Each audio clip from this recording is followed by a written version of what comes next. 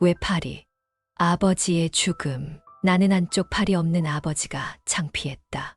어머니는 얼굴을 익힐 때쯤 돌아가셔서 생각도 나질 않는다. 시골에 사는 외팔이 아버지는 몸이 성한 사람들보다 2배, 3배 더 일을 했지만 돈벌이가 시원치 않아. 우리 가족은 배부른 적도 없었고 장마당에서조차 새 옷을 사입지 못하는 형편이었다. 나는 이러한 가난이 싫었고 나아지지 않는 시골 생활이 싫어 이를 악물고 공부를 했다. 과외나 학원이라는 단어는 나에게 사치일 뿐이었다.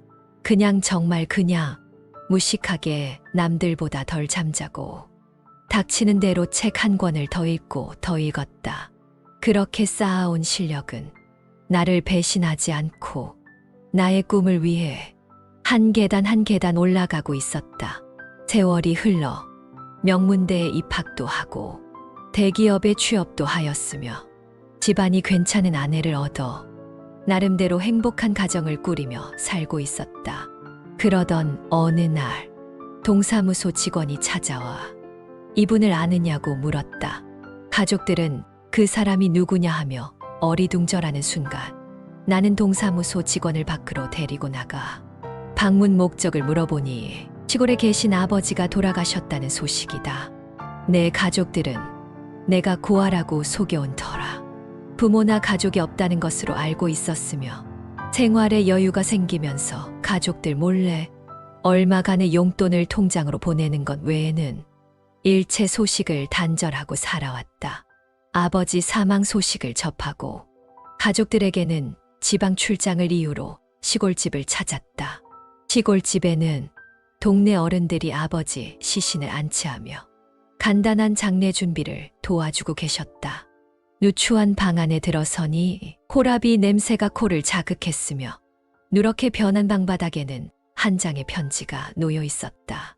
아들아, 그동안 보내준 용돈으로 잘 지내고 있었다. 연락처도 없고 소식도 없었지만 너를 원망하지는 않았단다. 내가 외파리가 된 것은 어릴 적 뒷산에서 불발탄을 가지고 놀던 너를 발견하고 내 몸에서 불발탄을 빼앗아 던져버리는 과정에서 나의 한쪽 팔이 날아가는 사고를 당했던 것이란다. 이제 나도 나이가 들어 몸이 쇠약해져 가고 있구나. 너에게 따뜻한 밥 한 끼 배불리 먹이지도 못하고 명절 때 새 옷을 입히지도 못한 게 안쓰럽구나. 미안하고 사랑한다.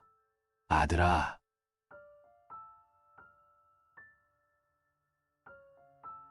나는 아버지의 짧은 편지를 읽어내리면서 달동 같은 눈물을 하염없이 흘렸다. 외팔이 아버지를 어머니 산소 옆에 모시고 서울로 향하는 내내 가슴이 먹먹하고 한탄스럽고 죄스러움에 고개를 들지 못했다.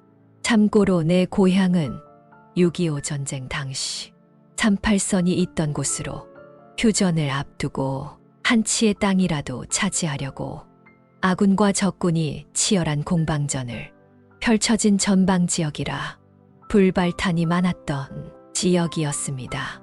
안녕하세요. 마음공부입니다. 오늘은 한 편의 편지글을 소개해 드렸는데요.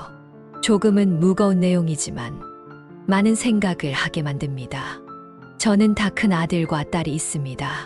정신없이 결혼하고 아이를 낳고 일하면서 아이들 키우고 보니 나이가 벌써 이렇게 들었네요. 살아오면서 힘들고 지칠 땐 저는 손편지를 읽습니다. 저희 아들, 딸이 아주 어릴 때부터 써준 편지를 읽습니다. 고맙게도 변함없이 20년이 넘게 1년에 한두 번은 편지를 써주더군요. 편지가 제겐 큰 선물이죠. 하지만 저는 엄마께 편지 한 번 써드린 적도 없고 쑥스러워서 사랑한단 말도 제대로 못한 딸입니다. 젊어선 젊다고 친구들과 그렇게 놀러 다니고 결혼해선 먹고 사느라 정신없이 바쁘다는 핑계로 엄마 모시고 좋은 여행 한 번 못 갔더라고요. 이번 여름 휴가 때는 큰 맘 먹고 80이 넘으신 친정엄마를 모시고 결혼 후 처음으로 멀리 여행을 다녀왔는데요. 낯설고 다른 지역에 가다 보니 모든 걸 저에게 의지하시는 친정엄마를 보니 아기가 되셨다는 생각을 하면서 내가 아기 때 얼마나 따라다니시면서 뒤치다꺼리 해주셨을지 생각을 해보니 뭔가 모를 슬픔이 올라오더군요. 다른 한편으로는 엄마가 저를 배려하고 살핀다는 생각을 하면서 다른 한편으로는 참 나와 같은 한 가지 생각이 같다는 것을 알았습니다. 바로 자식에 대한 마음이요. 저도 가장 무서운 건 자녀인 것 같습니다.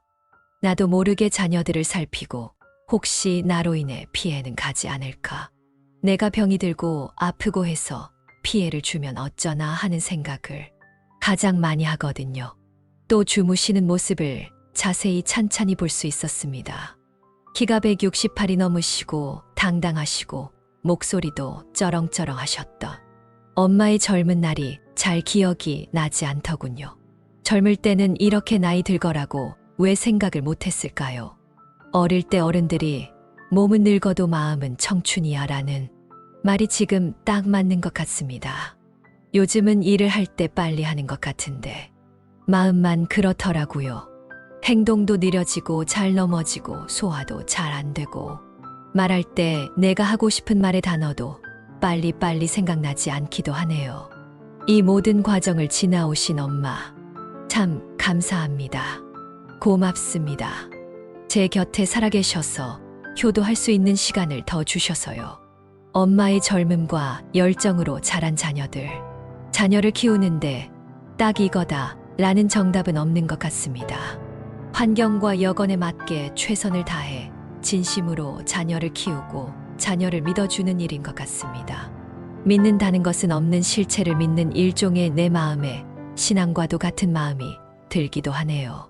세월이 지나 친정엄마가 지나오신 나이의 시간을 제가 살고 있다는 생각을 하니 저의 80살의 모습이 어떨지 생각해 봅니다.